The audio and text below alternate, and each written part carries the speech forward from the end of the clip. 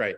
So I'll just go ahead and jump in. So hi, everybody. Welcome to our keynote session today. Sorry, I'm not standing up, but sort of need to be down here for managing all of the tech. Welcome back for those of you coming back from the coffee break, and welcome back to everybody online. We can't see your faces, but we do hopefully have a bunch of you with us. Really absolutely thrilled to have our guest speaker with us today. In terms of what we're going to go through is we're going to, first of all, I'm going to introduce Irũngũ. We are then going to hear his address to us, and then we'll have plenty of time for question and answer, both from the room and from the chat. For those of you that are online, you should have the chat function enabled, and you can put comments in there. Those aren't coming up on the screen in front of the whole room, but myself and the tech organizer people can see all of those. So I'm going to be moderating all of that. So do feel free to put anything you like in the chat, and we'll manage all of that. Without further ado, I think to kick us off, I'd like to introduce what it is this session is all about. I think one of the things that we were talking about in my opening remarks was about what is it about all our voices? What are the elements, the power in our voices that we want to be exploring throughout the conference?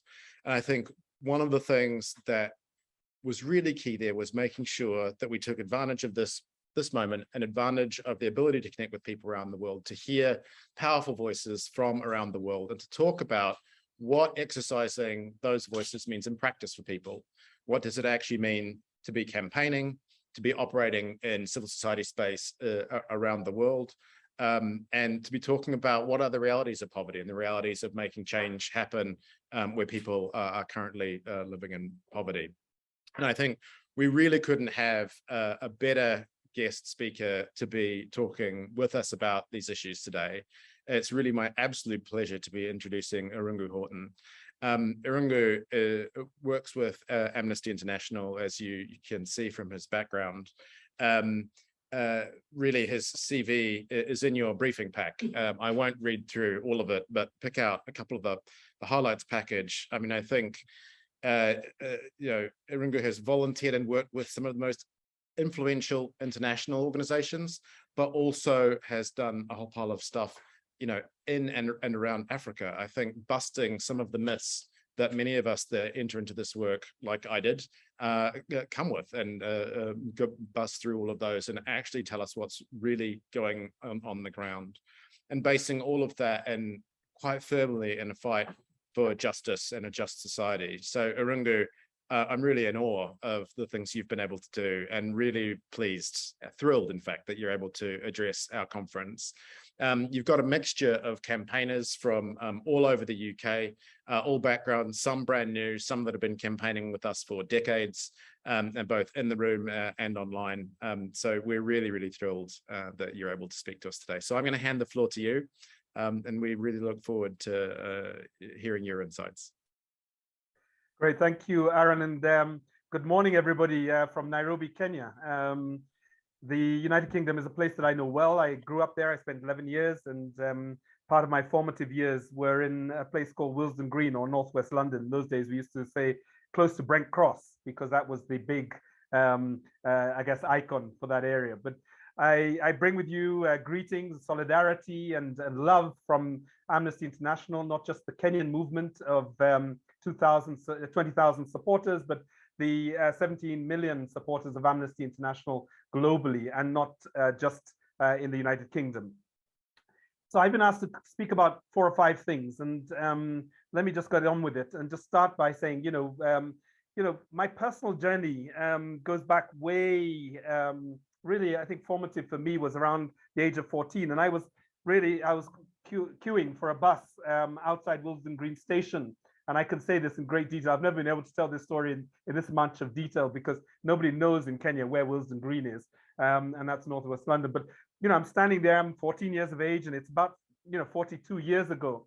And a woman attacks one of the people who's standing with us, and literally drags her to the ground, pulls out her hair root by root, and it's a really vicious, horrible attack. But what was really most I guess, impressionable for me was the fact that 10 of us standing in this queue did nothing. We did nothing to stop this woman. And she was obviously mentally disturbed and really angry, possibly, that this woman had this wonderful set of blonde hair, and we did nothing. That was 14. I was 14 at the time. Let me fast forward. 7 years ago, I got arrested for walking onto a playground of a public school to protect 2.5 acres from encroachment by a hotel next door.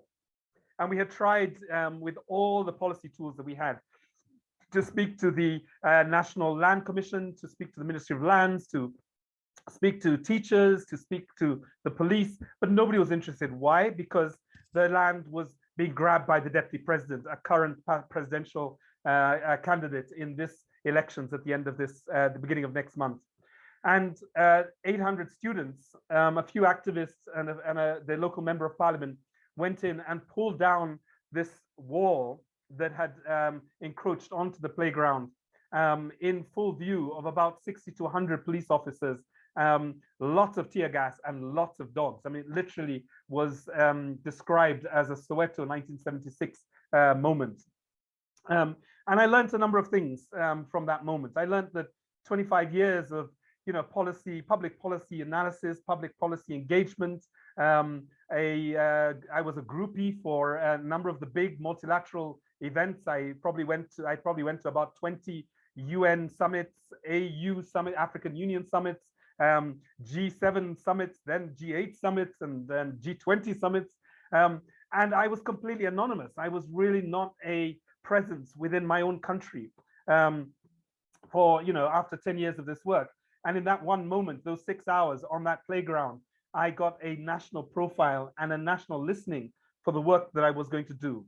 And why do I tell this story? I tell this story because there are moments in our lives when we are called to action. And sometimes it's not a vivid moment, it's not a physical moment, but somebody says to you, you can be bigger than this, you can be bolder than this, you can have a great impact, and you have to let go of your convenience, all the conveniences that you've assembled around you, in order to go out of your comfort zone and do something that would really be the basis of memoirs and nostalgia, right? And that's the first person experience. So I really want to start by just saying there's no greater time for you and I to be an activist, to be a social justice activist than now. Why is this? It's because we have such great global problems to solve. Last week, we saw the killings of African refugees in a place called Melilla in Spain. And 1 week later, the entire assembly of NATO nations were meeting in Spain. And did they discuss the deaths of these migrant workers? No, they focused essentially on another big problem, and that's Ukraine. And I don't think there was anything wrong with focusing on Ukraine. But my question was, do Black lives matter enough that what happened less than a few hundred kilometers from where the NATO were meeting, that this would become an issue, and that global migration, global refugee protection would be taken up in the same way that we've seen European nations open their doors for white Ukrainian refugees.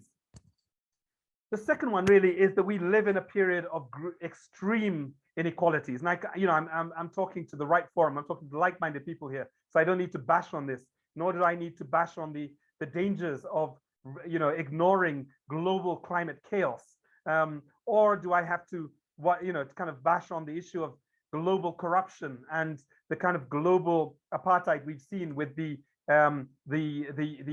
distribution of vaccines for COVID-19, or the way that COVID-19 was handled by the global power matrix. Let me not bash on this, because I think we all understand this, but just to say that we are living in an age in which I think only akin perhaps to what Jesus saw when he was coming out of this experience of being a kind of a humble carpenter, and actually was called to greatness to produce miracles, right? Or when Malcolm X and Martin Luther King and Bayard Rustin, the gay civil rights movement organizers that many people don't know about, or Rosa Parks, when they were called to action in the civil rights movement, or when Kwame Nkrumah and Gracia Machel and all the African nationalists were called to action. This is our moment. This is our generational challenge. And I think that's really the point that we need to kind of stand up to and think about what we want to do with this moment. So if you don't have a sense of purpose, if you don't have a sense of service, there is no better time than to find it, to live it, and to essentially just look at the rest of your life through this lens. I'm 56 years of age now, and I'm often meeting my contemporaries, people I used to organize with when I was a student, when I was in my 20s, and they keep saying, how do you keep going? And I keep saying, because the problems that we rose to organize around as a student, as a young professional, as a development worker, as a feminist, as a Pan-Africanist, those issues haven't turned around yet, right? They're still out there. And therefore, I have to keep finding ways of reinventing myself, reinventing my community, reinventing the movement in a way in which we get bigger, we get bolder, and we become more inclusive. So I think this is the first thing. I was asked to talk a little bit about challenges that I face, particularly in this strange kind of space of being movement organizer and policy engager. 1 year ago, I wrote a book called Dialogue and Dissent, and you can find it on Amazon. And I really was trying to deal with the issue of what does it mean to be an activist in this period? And who are activists? When I was writing the book back in 2016, there was a real, I guess, stigma that came with calling yourself an activist. It was, slightly loony. Your credentials were, you had to be on the streets, you had to be demonstrating, and you didn't really become an activist until you have thrown a couple of, until you've carried a couple of banners and stuff like that. And I wanted to argue that really activism, has different shapes.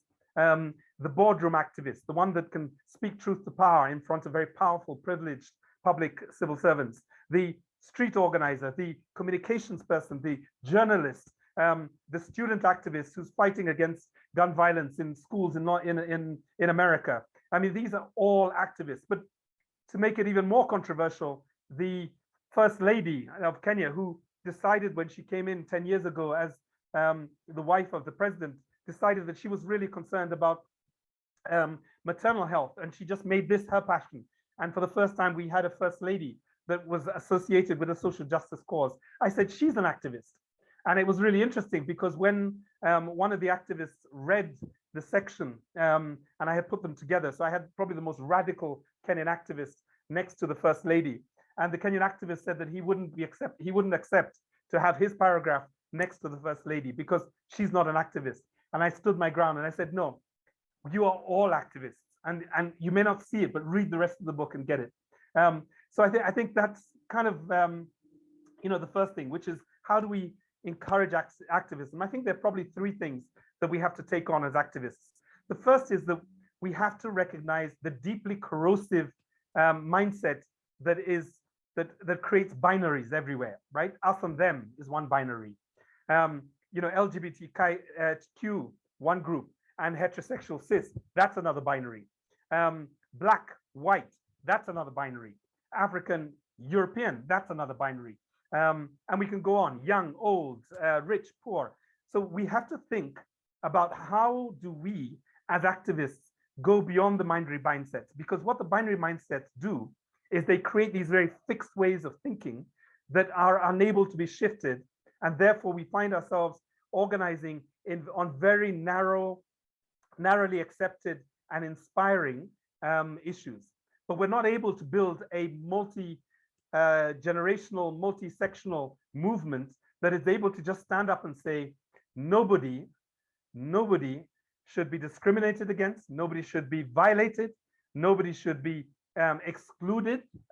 Everybody has a voice, everybody has agency, as long as it does not interfere with the rights of others. And I think that's the big challenge. So the first one is, let's challenge the binary mindset.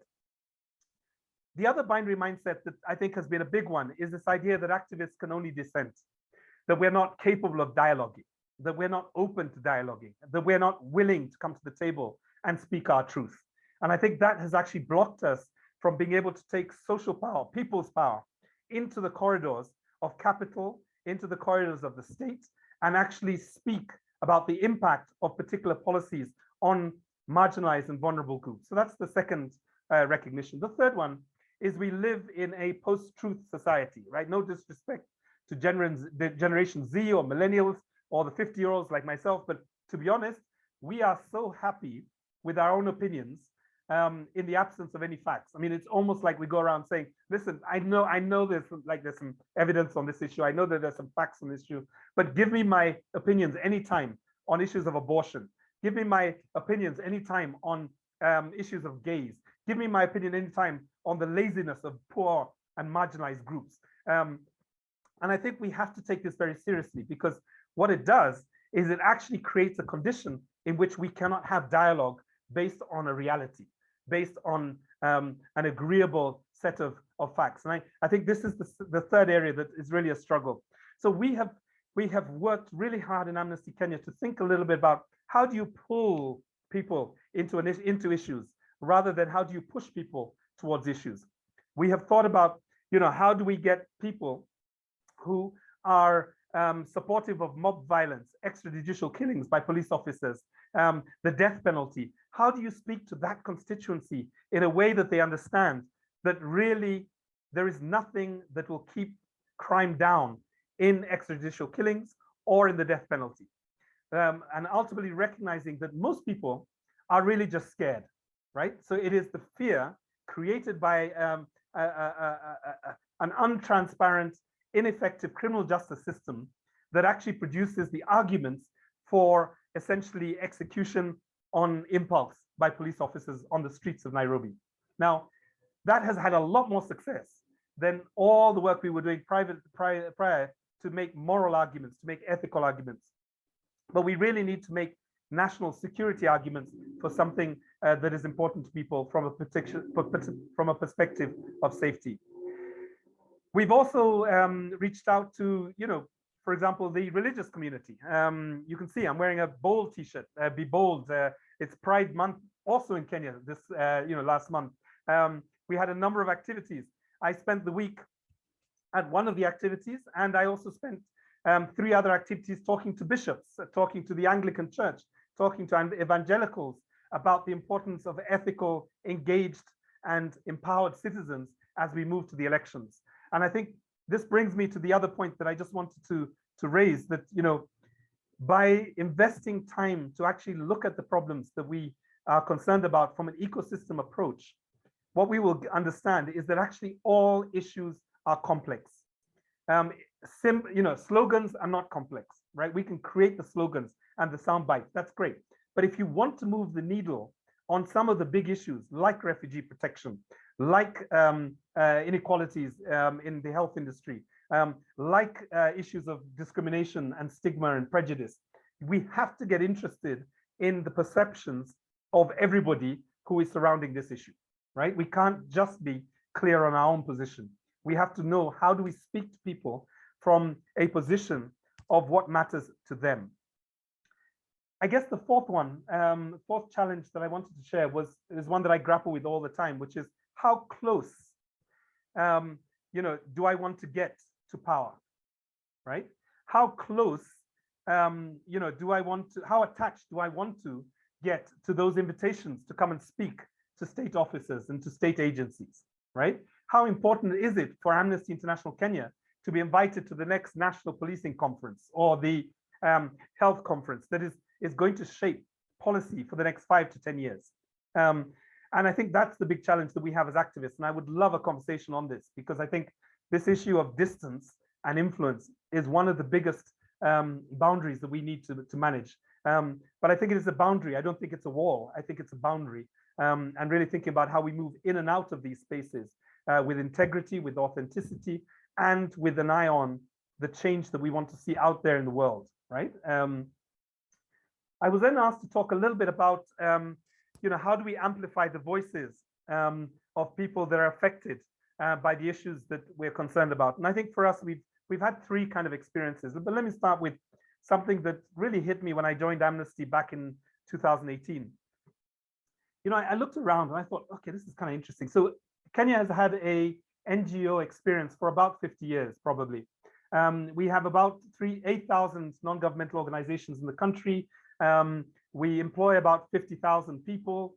2,000 of those 8,000 organizations are reporting regularly to the national, to the equivalent of the UK Charities Commission.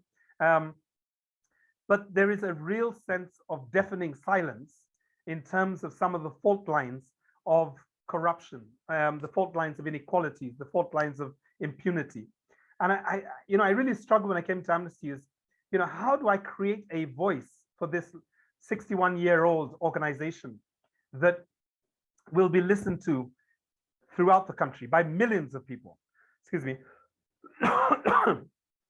And I bumped up against four types of people that have power, that have voice, that have influence. And these four are the following: pop stars, politicians, preachers, and PR experts. I mean, the public spinners, right? Or the media spinners. Apart from those four, nobody is able to convene a meeting of 1,000 people regularly on a weekly basis. Preachers do this with ease. Nobody's able to speak to millions of people regularly. PR people do this. Politicians, as we know now, as we go into the elections, are doing this.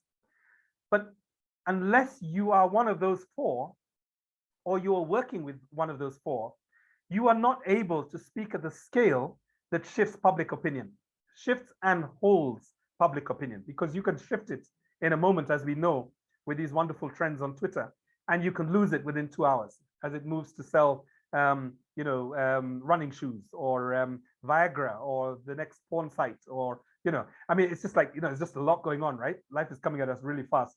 So the question is really this, is actually, how do you create this, this influence, this voice that is able to speak at this level? And I realized that I would have to start writing. I would have to start going on to national television. So I am I'm either on national television, or my column is in the newspapers.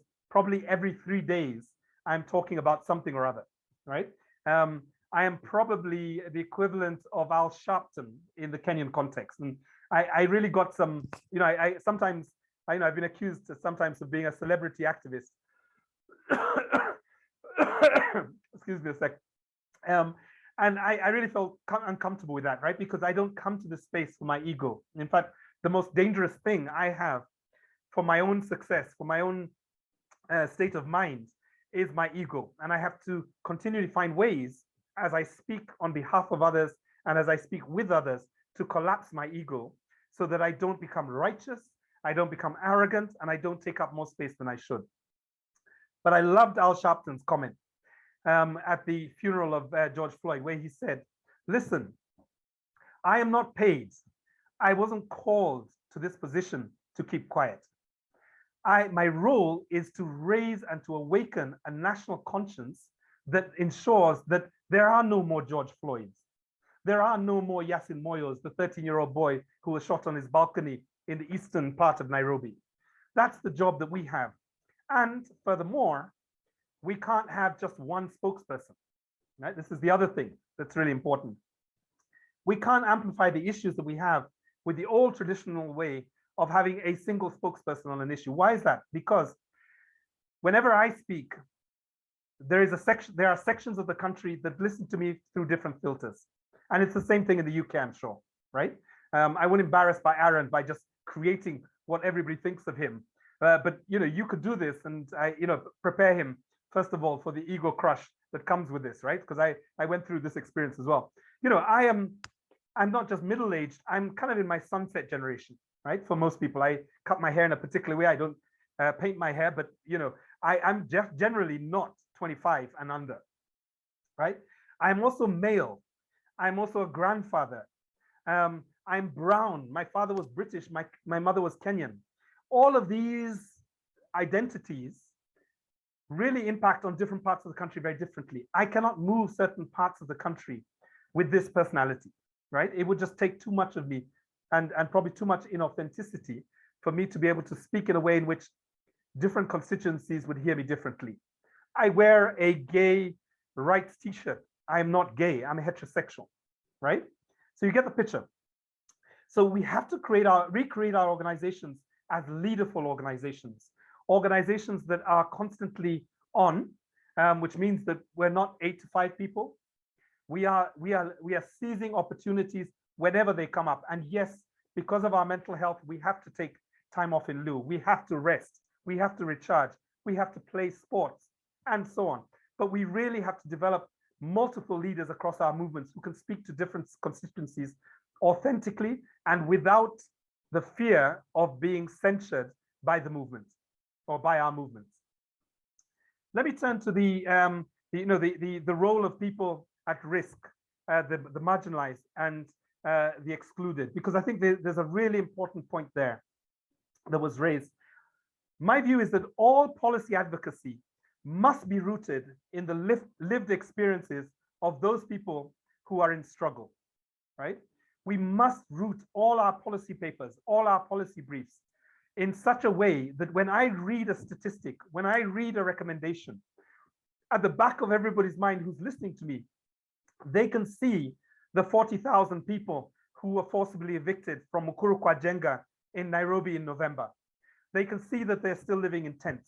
They can see the urgency of now, and they can see the importance of the state taking action. When I speak about extrajudicial killings, let everybody see the tears of Mama Rahma, the mother of Yasin Moyo, that 13-year-old boy who was shot while on his balcony without any weapon in his hand, simply because the police got frustrated with a crowd that did not want to be to have curfew enforced in it during those early days of curfew. If we can do that, if we can create platforms for them to speak for themselves to the national, to the nation, then we are doing our work properly. I just want to give you one anecdote from this week alone, and I know I'm running out of time. Aaron, please stop me. I am completely in a zone at the moment, and just loving this. I wish I'd actually traveled to come and be with you. You know, this week, Amnesty supported, as part of our human rights education work, a school from a middle-class community, one that I live in and I know well, to go to Yasin Moyo's community. It's a community called Kiamaiko. And in America, it would be the meatpacking district of, I don't know what the meatpacking in this, what do you call it, district of London is, so I can't give you that analogy, but it's essentially, you know, where, like there's a butcher on every block, right? It's the place you go for meat. And it's an extremely poor neighborhood. Like 1 in 4 of the children experience defilement by the time they've reached 18, high poverty levels, high unemployment levels. And this is the community that Yasin Moyo was ripped away from his family. So about 50 students went across the city and sat with another 50 students from Kiamaiko. And they started by just writing down 10 things that they loved about their community. And what was beautiful about it was really just hearing the similarities and the dissimilarities between the community. And we spent 4 hours. I went personally. I mean, this is one of the things that I've tried to do. And it's a real struggle, and I'm sure Aaron has it as well, right? How do we create the time to do the bureaucracy and be the movement, right? So actually go and be with people and just be with them, right? So I spent 4 hours with them this is on Tuesday. And at the end of the event, the community had bought a small care package for the family of Yasin Moyo, and Mama Rahma was there. And it's 2 years since her son was killed. She's given birth since then, and they named the little boy Yasin Moyo. So Yasin Moyo has been reborn in the last 4 months. So they brought baby gifts as well. And one of the child handed over this package and said to her, "Can I hug you?" And she said yes. And it was just a really powerful moment. And then at the back of me somewhere, as I was moderating this, I heard another child say, "Oh, could I hug her?" And I said, "Yes, you can all hug her." And 100 children leapt up and hugged the mother of Yasin Moyo. It took 15 minutes. And she said, "I lost my son, but I have gained so many children today." Now, it was just, I mean, I'm even moved now just by that experience. And it's just such a wonderful moment to just make those connections between people who have no experience of extrajudicial killings. Like, for the neighborhood I live in, that it's such a remote possibility that you'd be shot by police officers. But for Kiamaiko, it's a 1 in 10 chance. But really bringing those people together and getting those children to go back and tell the stories to their parents in a way in which their parents can now fundraise for the social justice center that is now working in that area to support families like Yasin Moyos. So I think this is the other thing that I think, I just wanted to share, that really our role is not just always speaking truth to power, it is building social power across different communities.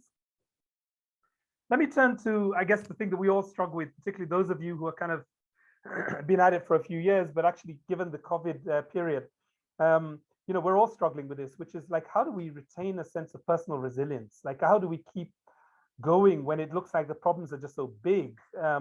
And also we are really making incremental change in many ways. And I think there are kind of three things I wanted to leave you with. The first is, who are we really? If we think about, we are healers, like that famous Aikwe Amar Ghanaian book called The Healers. We are the people that come in between societies that are divided, where communities are demonized, where power is exercised without restraint, without accountability to the public. We are those people that move from the shadows into the main light, and we demand that actually the use of state power has to be based on social justice. It has to be based on human rights. And we will do that whether it is a conservative government, whether it is an ultra-conservative government, or whether it is a far-right Labour Party, a left-wing party. It doesn't matter what party is in power. We are going to make sure that they keep the same set of values that we think should determine state power. So I think that's the first thing. And we are not beneficiaries. Like, we will not be beneficiaries. We will have a couple of victories in our time, but ultimately our goal is a longer arc of justice, as Martin Luther King would say. We are here because we do not want the generations that come to ask us the very simple question: what were you doing when democracy was destroyed? What were you doing when the planet was being destroyed? What were you doing when there was so much pain and suffering? What were you doing, right? The second point is that, and I think this is the fun thing, is all power lies in intersectionality, right? In societies that are divided, that are unequal, that are fragmented by identity, fragmented by all forms of class and otherwise, the only power that we can bring to bear is the intersectional power that comes with bringing everybody that is affected negatively by this system. So if we think systemically, the role is essentially to find these connections between these different constituencies. So yes, LGBTIQ activists, should be encouraged to go on climate change, events. Extinction Rebellion and the communities of the Fridays for the First, for the Future movement, they need to be talking about gender justice. Gender activists need to be talking about what's happening to people of color, and our movements need to reflect all of these communities, right? I've spoken to the Amnesties in the older sections, and I've said, look, you're too white, you're too middle class, you're too old. You can't sustain this movement based on this model, right? You're not even sustaining it at the moment, right? Because you are essentially being overtaken by younger movements. And it's not a bad thing to have younger movements, but my question is, how are you protecting them? How are you nurturing them? How are you bringing 60 years of experience of organizing on human rights to give them the opportunity to move at the speed that we move, or we used to move when we were moving faster, and be bigger than us? And I think that's the intersectional side. And I think the last one, just to say this, is that this is not a strategy, right? It's not manipulation. It's not finding different constituencies to somehow cobble together so that we can have a big enough movement so that the government will listen to us. It's not that. It's about creating a movement that is reflective of the base of our society that is completely disempowered, disengaged, and unethical, right? They are in a space where they are willing to allow those people who wield power to do so, as long as it doesn't affect them directly. They're willing to turn a blind eye when immigration laws essentially remove the Geneva Convention, the Universal Declaration of Human Rights, from a government as a responsibility, and somehow pass them on to Rwanda, for example. So I'm going to stop there, and I hope that I've generated a conversation for this afternoon. And thank you just so much for the opportunity for Amnesty International and Amnesty International Kenya, and me personally, to be able to speak to you this afternoon. Thank.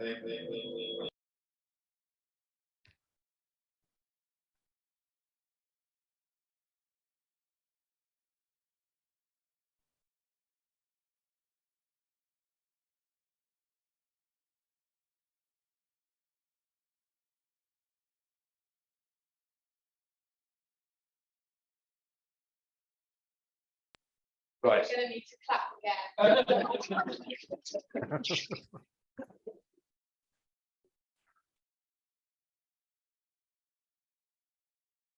Can you hear me, or if I just talk from here? Yeah, great. Okay. So first of all, thank you for that. An absolute grant. So many important concepts that we're exploring over the rest of the day. Absolutely inspiring to hear how your personal experience is translated into actual change in the world and what's been happening on the ground. We're going to open the floor to questions, comments, observations from the room and online. We've got loads of praise in the chat so far, no questions yet. For people that are coming online, do feel free to put questions in there. Irũngũ and I can see them, and we'll figure out how to weave them into the conversation that's happening in the room.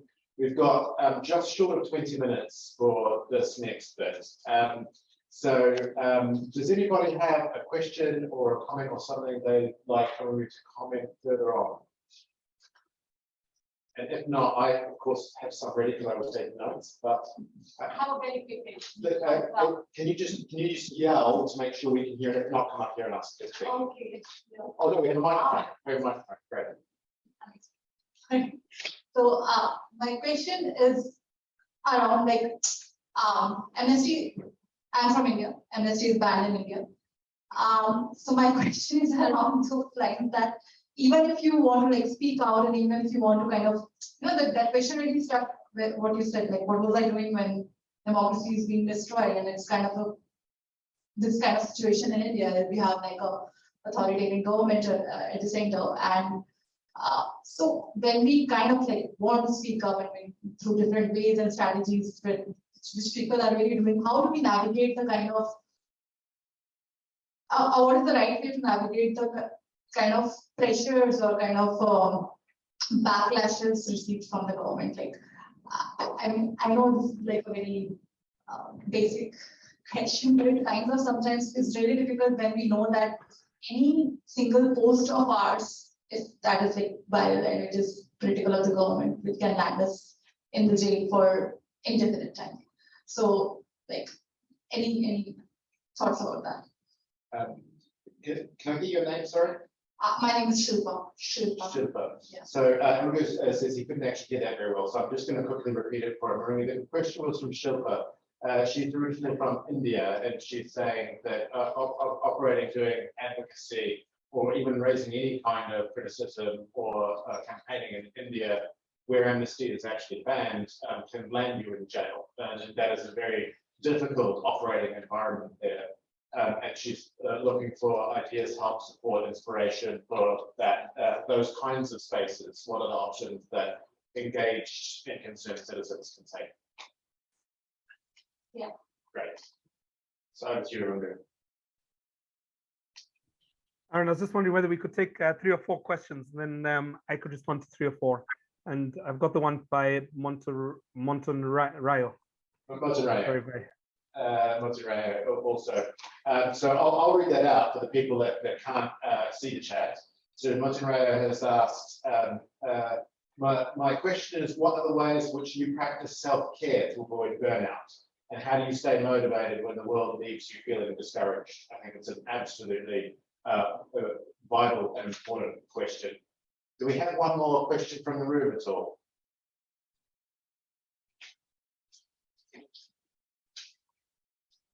Well, I have one. Nobody else has one. So you were talking about speaking to a particular constituency because of your age, your sexual alignment, the colour of your skin, and that leaves parts of society that you don't feel you can speak to. So how do you address that? Do you just focus on the constituency that will listen to you, or are you networking around in order to broaden that out, or what do you do?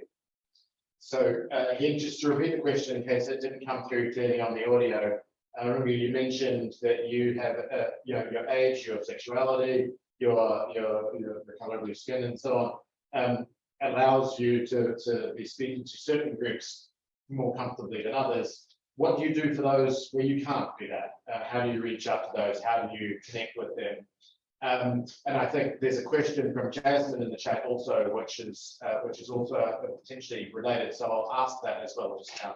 Jasmine asks, if we want to support intersectionality as a whole, as a joined up force, there's so many social issues out there that affect different groups of people. Where do we start?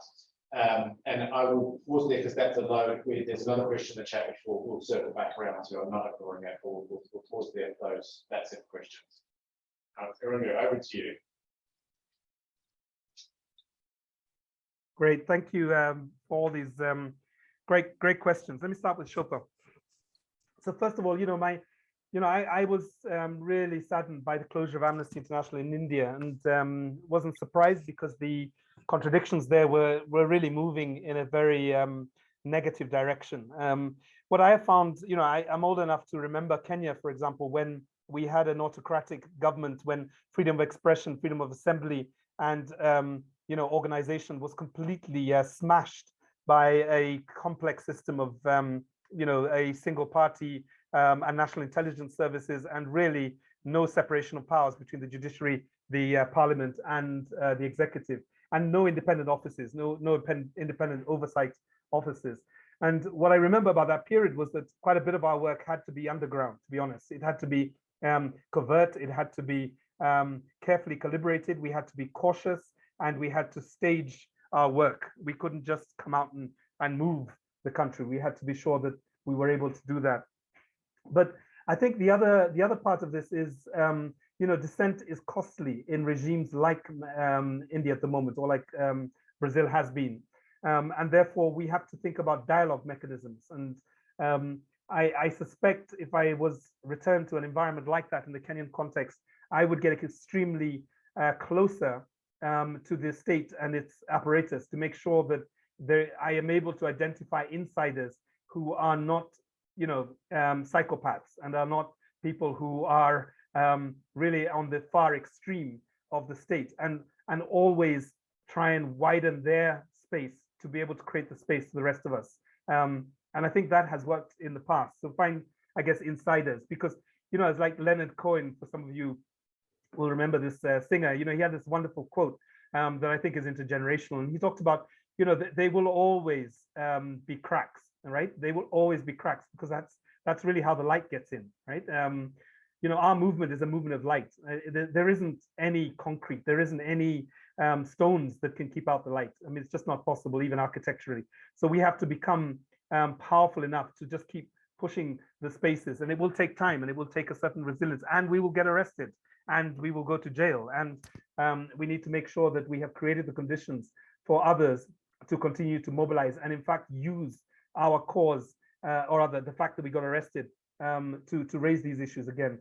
I got arrested that morning on the 19th of February 2015. I got arrested for trying to protect school playgrounds, and I slept the night in a police station.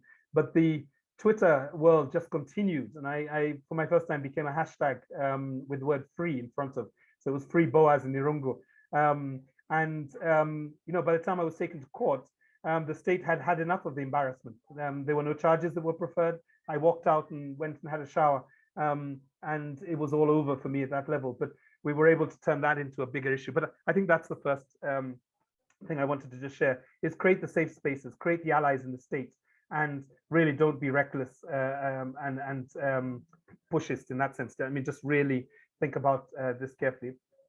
On self-care, so there are a couple of things. I've got a bit of a cold, so it's a good conversation to have in terms of self-care. I'm drinking lots of lemon to do that.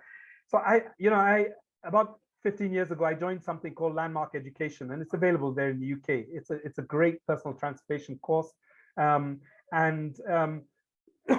have distinguished a number of things for me. The first distinction is that wherever we are fearful, we are too far in the past. We're thinking in the, sorry, let me start again. Wherever we are fearful, more often than not, our minds are in the future. We're worried about something that is not here, right? And if you think about it, you know, mothers who are protecting their children from a pan that is being knocked off a stove don't have time to be worried about their children. They simply instinctually act to protect them, right? That's being in action.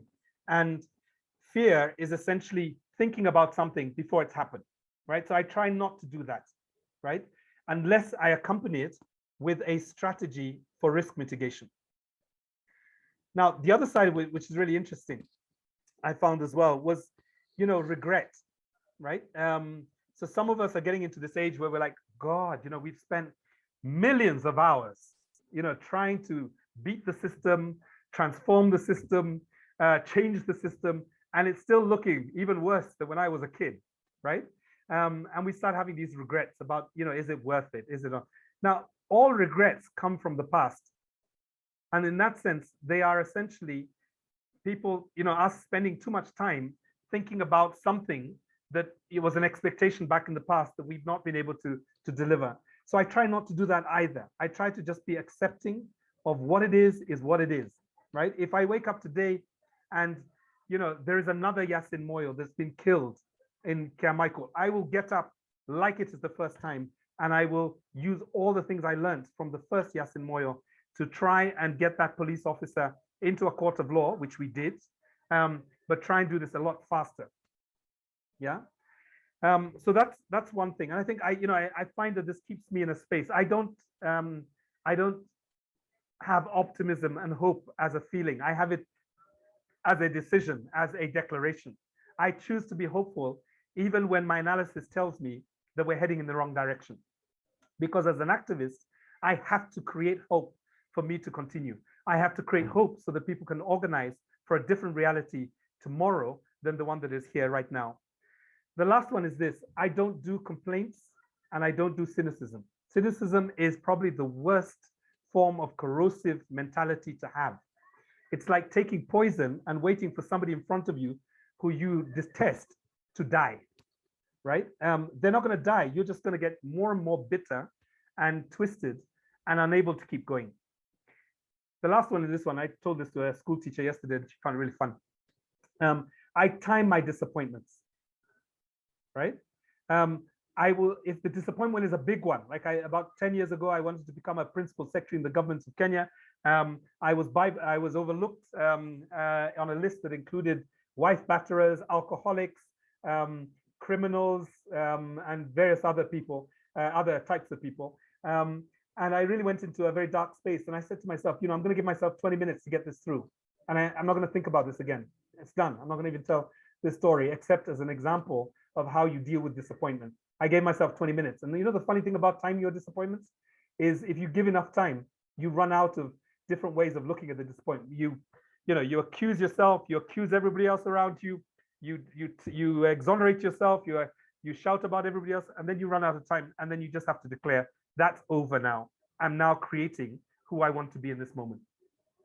So landmark education, great space for us all. And I get no discount or any any form of money for talking about it. I just really love that kind of that kind of technology in terms of our work. On the issue of board, I'll be a bit quick because I know we've got a bit of time.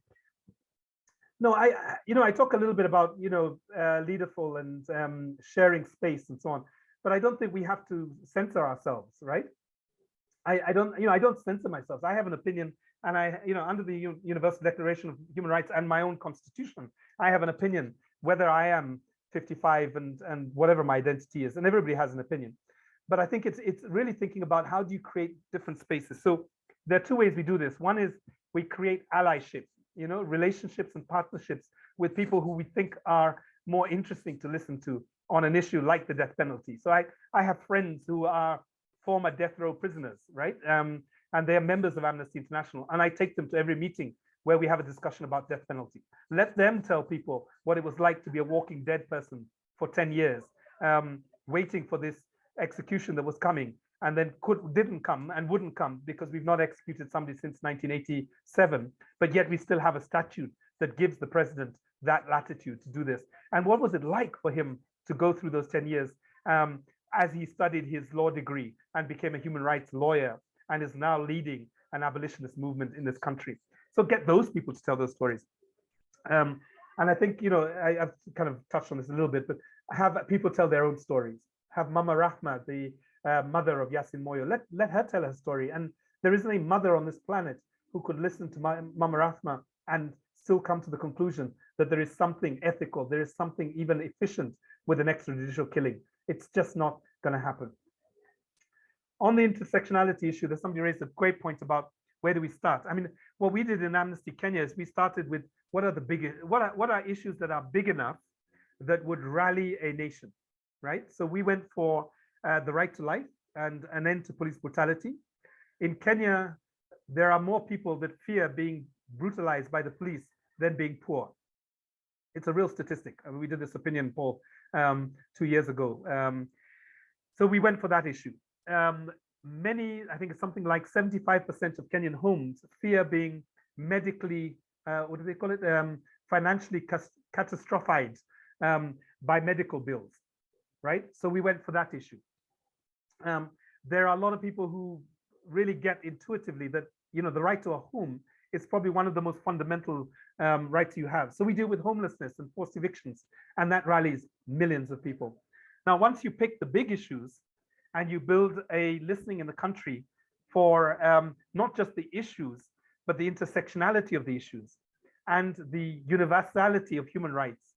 Because one of the things we found was that when we focused on those three issues, Christians were really concerned about forced evictions, but they didn't give a damn about lesbians being 3 times more likely to be raped in Kenya than heterosexual women. Or, for example, poor communities willing to have mob violence and police officers exercising, a brutality as long as it didn't touch on their families. But when they started to hear about, for example, people losing their homes, they got really concerned. So really thinking about how do you create the big issues and the listening for the big issues, and then begin to think about the universality of this. Every human being, must live a life of dignity, of safety, of respect, of anti-discrimination. And people can get that, right? But you just have to pick on the issue that really matters to them first, right? And then you can go after the more narrow social justice issues, the issue of sexual minorities, for example, right? Because you've developed this listening of compassion and of care for these issues. And I think that's how we've done it here, but I'm sure different contexts would generate different strategies.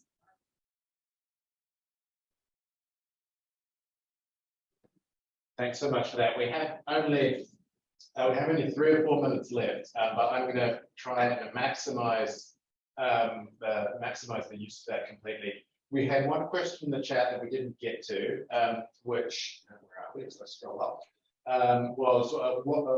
Was from Celia. Cecilia, what role do you see businesses have in advocating for social and climate justice? I think this is a kind of an extension on how do we build these partnerships and build these connections. I have an observation on your hope that I really love. What you effectively were saying, I remember, was that hope is a verb, not a noun, right? It's not something that happens to do. And I use that a lot when I talk about love. Love is also a verb, not a noun. But I think it equally applies to hope in terms of the choices we make and the ways that we can spend our time. Does anybody in the room have any final questions or observations that they'd like to put to the room before we go to those last couple of points and ask some closing remarks? Seeing none, Irũngũ, I'm going to give the floor back to you for the last few minutes for to maybe address that last question and to wrap up. Great. Okay. Let me respond to the issue on business and human rights. So 5 years ago, when I joined Amnesty as the executive director, I convened a dinner for Kumi Naidu, who was then the Amnesty International Secretary General, and he wanted to meet business leaders.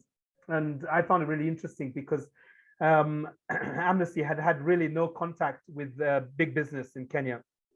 And we asked, we organized this meeting at this really posh 5-star. My hair crawled. It was a really expensive venue with these kind of meals that were just so pristine that I didn't even want to eat my hors d'oeuvres because it was just so well preserved and so on. And I thought it was going to be like a 50-minute discussion. I thought like, okay, 45-minute discussion, we'll enjoy the food, we'll talk about niceties, and then we'll have 50-minute discussion on business and social justice, and we'll be over. We sat for 4 hours.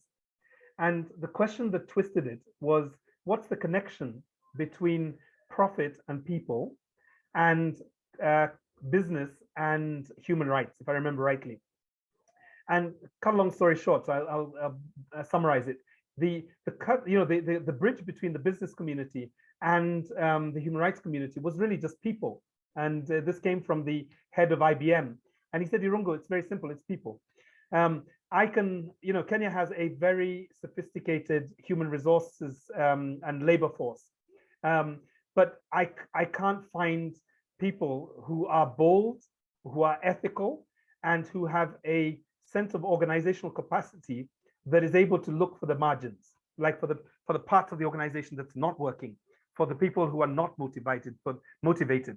And that's what, if you could expand your human rights work into the schools, into the universities, into the spaces where people are being tipped into the labor force, and I can have a labor force that is not trying to steal from the company, that is not trying to, that is just motivated by an 8 to 5 and a paycheck.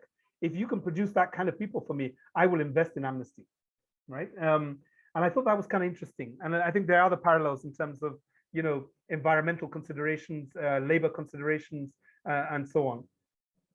Let me turn to the last question, which was really this, actually, I don't know if there was a question, but, I just wanted Aaron to come back to your point about activism as a verb. It is ultimately a verb. So is social justice, right? So is human rights. It lives only in the presence of an ontology, a way of being that actually produces change. And I think, I've been using this a lot with the Christian communities that I've been talking to. And I've said to them, like Martin Luther King once said, faith without the work is meaningless, right?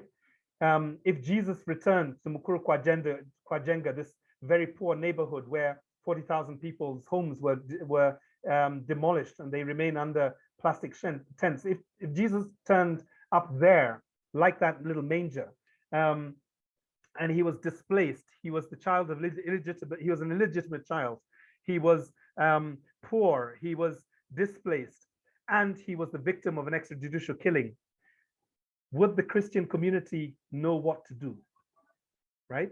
So if Jesus came back, would you have the tools? Would you have the way of being to even protect Jesus in this moment?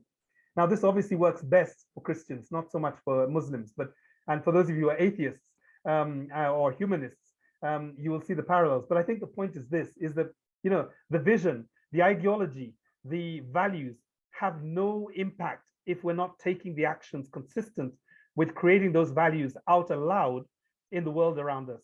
And I thank you very much for the opportunity to discuss with you.